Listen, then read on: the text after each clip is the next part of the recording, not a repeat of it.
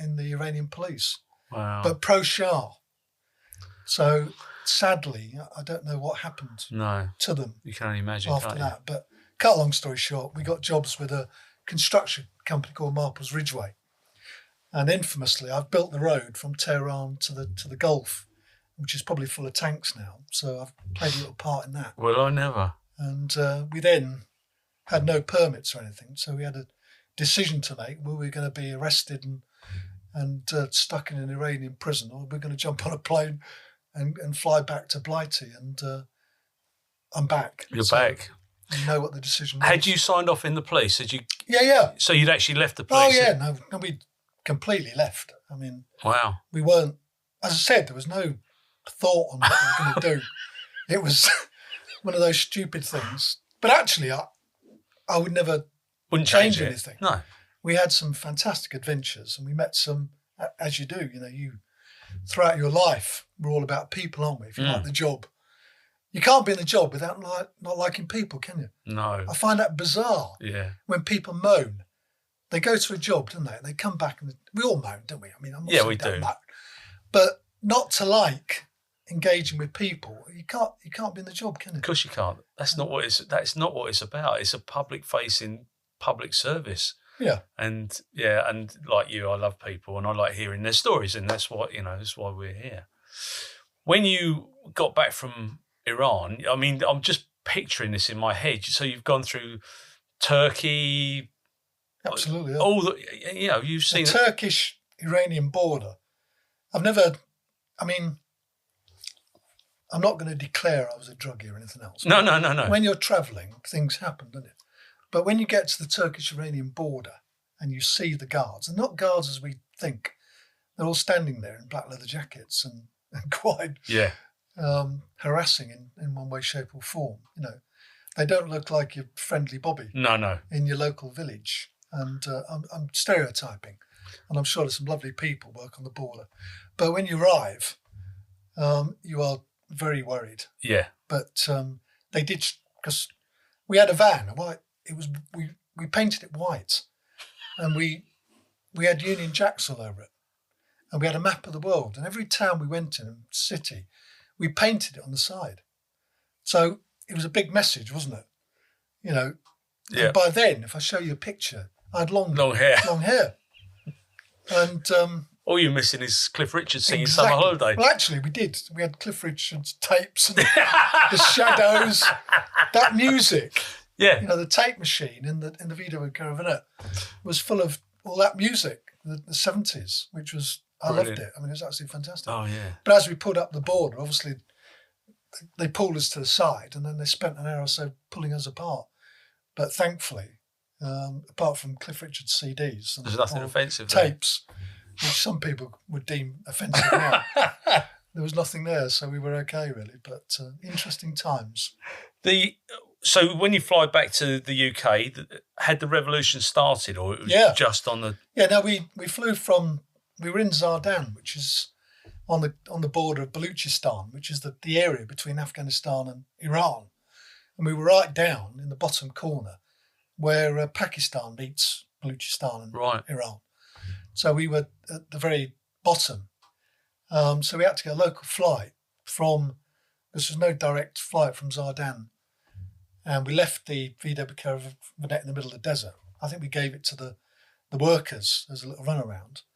And then we flew to Tehran, but we were locked in Tehran airport because outside there was all the tanks, literally. It was just taking off. That wasn't the plane, that was the revolution. Yeah. And we had a very small window of opportunity to get on the plane and fly back. I didn't tell anybody I was actually coming back. And were your parents, because there's no social media?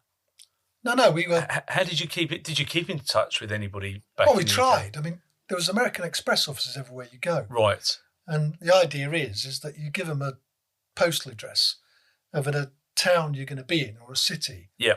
Ahead of where you are, obviously. And the expectation is that they write there, and as you arrive there, you pick the letter up.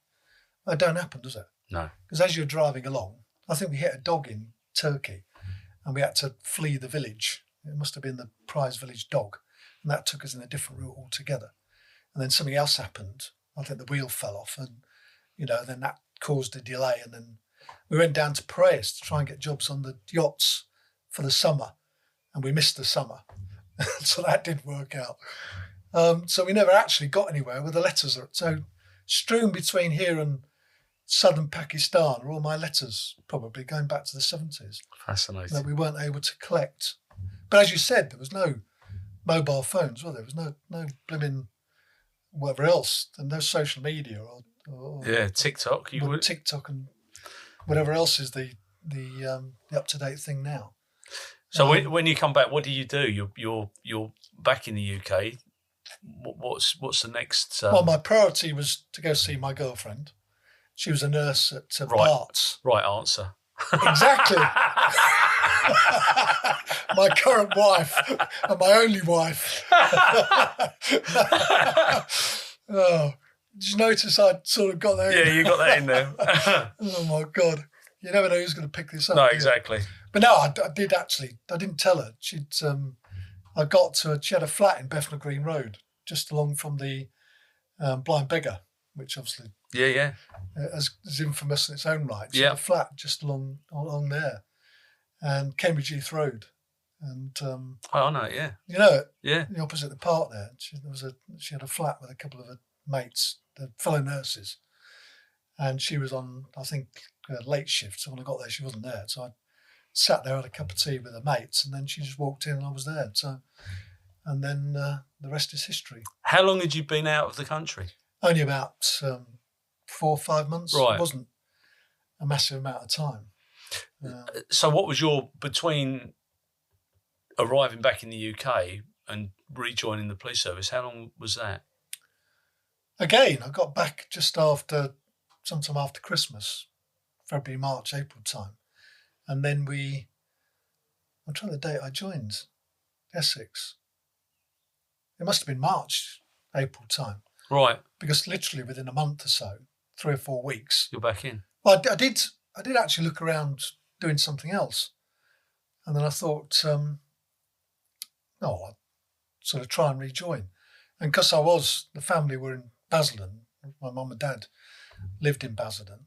And then I thought, well, I'd join Essex and I'll apply for Essex and see whether I get in or don't get in. I was toying with the idea of going into the Met or something. Right. But I did actually feel that I actually didn't want to go straight back in the job because it wasn't a huge amount of time from leaving. And I just felt I needed a sort of a break. But I did apply and it was a very quick process. I remember filling the form out and then was it Bunyard was the... Yeah, Robert Bunyard was the chief then, yeah. And I think he actually did the interview, I'm thinking. Yeah, probably. And literally it was a few questions. Where have you been? What have you been doing? Why did you leave? All that sort of stuff.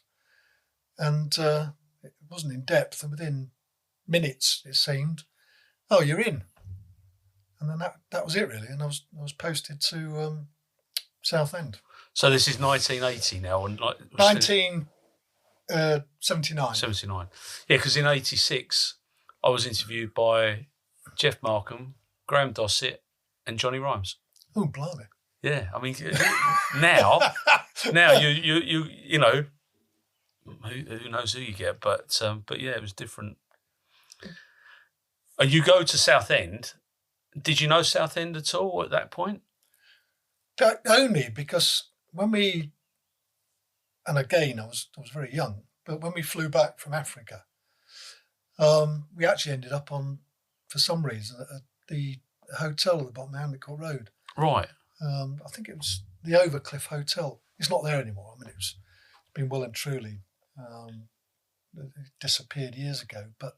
And we stayed for a very short while there before we could get a house in Basildon, right, Lee Chapel North, because he was waiting to get the job at Carreras, and we stayed in the hotel pending the house being available. So, I did obviously know Southend. Yeah. And living in Basildon, your day out, isn't it? You go down there to Adventure Island, which is bizarre, isn't it? The irony. It's not serendipity. What the word? Yeah, I don't know.